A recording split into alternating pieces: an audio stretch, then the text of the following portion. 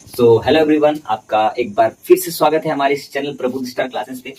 आशा है आप सभी लोग अच्छे होंगे और हमारी वीडियोस अगर आपको अच्छी लगती हो, अगर आपको पढ़ाने का तरीका अच्छा लगता हो तो सपोर्ट करिए, लाइक कीजिए, कमेंट कीजिए, सब्सक्राइब कीजिए और खूब दबा के शेयर कीजिए।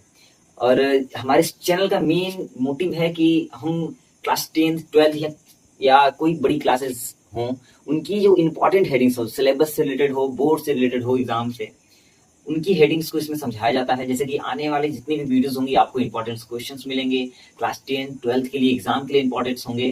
तो मैं ये सब अपडेट्स आपको बता रहा हूँ। तो आपका बहुत बहुत धन्यवाद कि आप सभी लोग हमसे जुड़े हुए हैं। तो ज्यादा लेट न करते हुए आज आज की टॉपिक आपको बताता हूँ कि आज पढ़ना क्या है। सर, प्रकाश के परावर्तन के नियम। और सेकेंड चीज, महत्वपूर्ण तथ्य। सर, तथ्य मतलब महत्वपूर्ण बिंदु।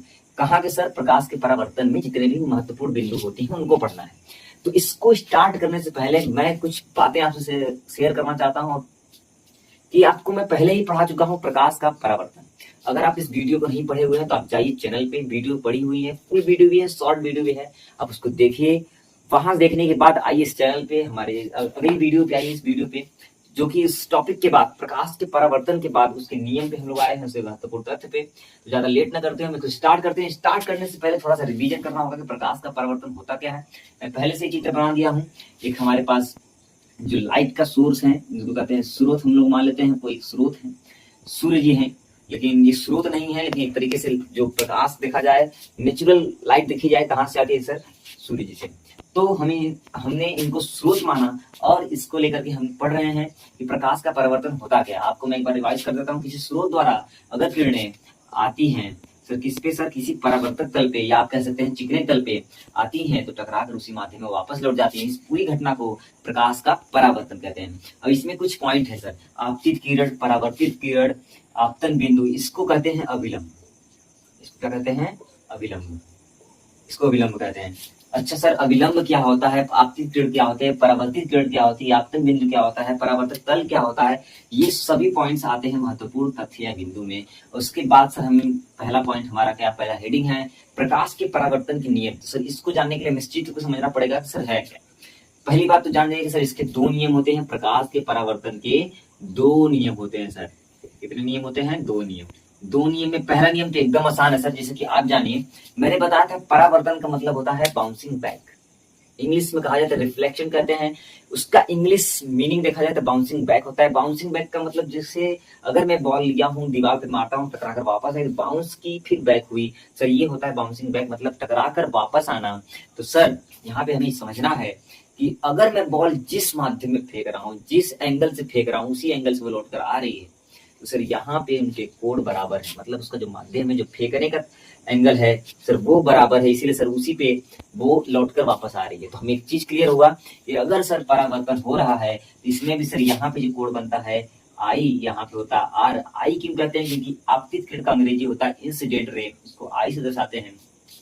रिफ्लेक्टेड रेज मतलब परावर्तित किरण का मतलब होता है रिफ्लेक्टेड रेज, उसको आर से दर्शाते हैं। और यहाँ पे हम देख पा रहे हैं कि जिस माध्यम से हम फेंक रहे हैं उसी माध्यम से लौट जा रहा है। तो यहाँ पे पहला नियम सीधा सीधा सर हो जाएगा कि जो इसके कोण हैं सर एक दूसरे क्या होते हैं? बराबर होते हैं। समझ में आया? इस पूरे परावर्तन के नियम को मैं वीडियो में पढ़ा चुका हूँ, आप चैनल पे जाकर पढ़ सकते हैं। अगर नहीं पढ़ रहे हैं आप उसको, तो ये चीज समझने में थोड़ा सा दिक्कत होगी कि सर ये बराबर कैसे हो गए एक दूसरे के। फिर भी मैं हिंट के तौर पे बता देता हूँ कि ये अगर ये लाइन जो ये आप किरण आ रही है, परावर्तित हो रही है, इसके माध्यम बराबर है, जो फेंकने का, जो किरण आने का तरीका, जो माध्यम है वो बराबर है, इसलिए सर कोण भी बराबर हो जा रहे हैं सर। अच्छा, सेकेंड नियम सर क्या है? ये चीज पूरे ध्यान से समझना पड़ेगा कि सर सेकेंड नियम है क्या। सर, सेकेंड नियम देखिए सर, आपके चित्र में ही है। आपको अगर समझे हैं, अगर आप समझ पा रहे हैं तो आप समझ जाएंगे सर सेकेंड नियम है क्या। सर, सेकेंड नियम होता है सर, देखते हैं आपतित किरण जो अविलंब है और जो परावर्तित किरण है, ये तीनों का देखते होंगे एक ही बिंदु है। ये तो है नहीं कि सर ये आपतित किरण कहीं इधर है, परावर्तित इधर है, अविलंब उधर है, ऐसा कुछ नहीं। ये तीनों जहां पे मिल रहे हैं सर, उस बिंदु कहते हैं आपतन बिंदु। सर, तो ये सर दूसरा नियम है। कहेंगे कैसे सर? कि प्रकाश के परावर्तन में आपतित किरण, परावर्तित किरण और अविलंब तीनों परावर्तक तल के बिंदु आपतन बिंदु पर होते हैं। परावर्तक तल के आपतन बिंदु पर होते हैं। सर, ये दूसरा नियम है। सर, समझ में आया?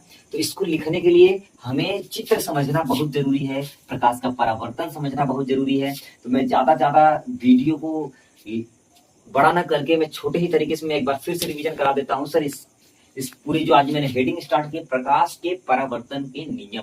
इसके सर नियम 2 होते हैं।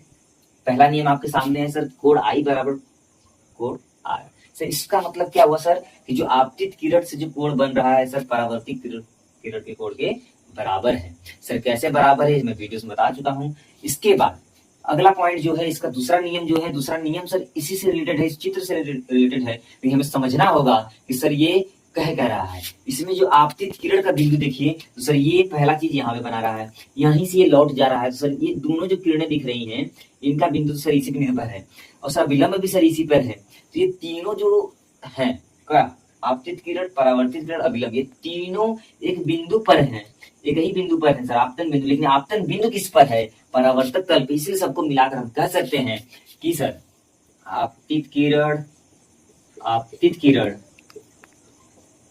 परावर्तित किरण, अभिलंब,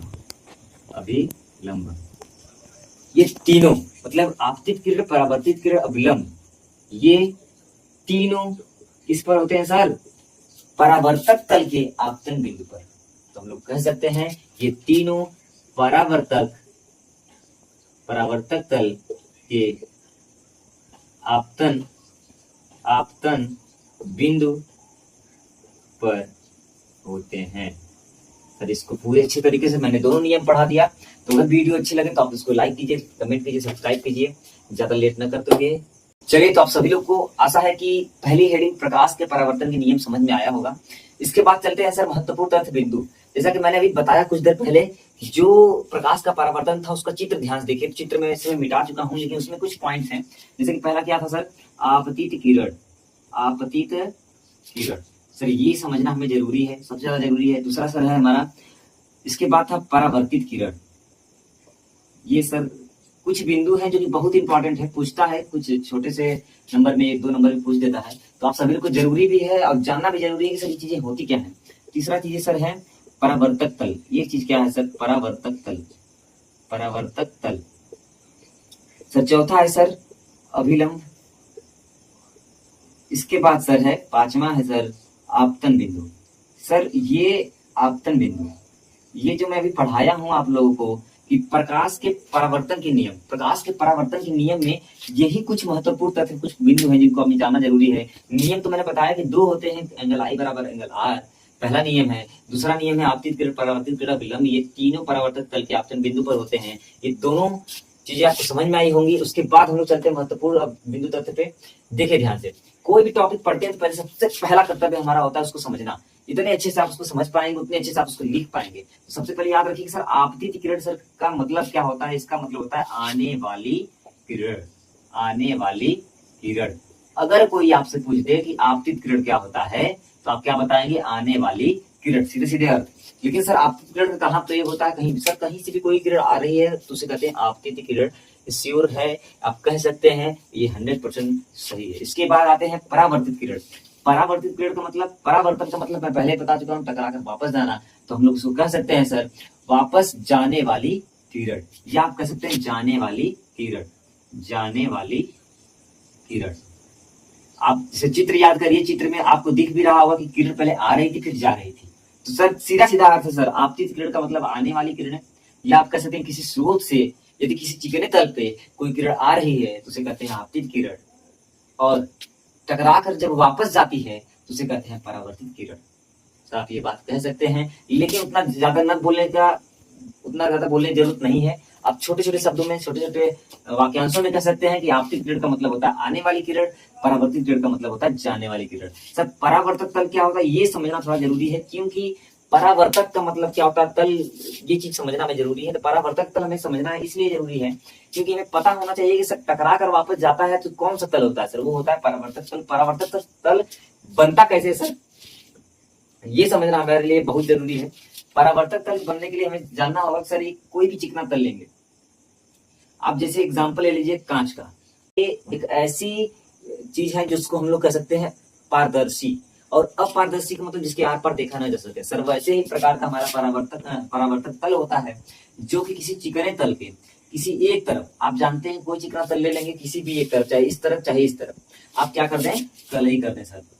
ये मैं कलई कर दे रहा हूँ सर। ये जो ऊपर वाला तल है सर, ये तल क्या बन जाएगा सर, परावर्तक बन जाएगा सर। इसको हम लोग लिखने के लिए क्या कर सकते हैं सर, किसी भी चिकने तल, किसी भी चिकने तल, चिकने तल, किसी भी चिकने तल के इधर सर, किसी भी एक तरफ, चिकने तल के एक तरफ क्या कर दिया जाए सर, कलई।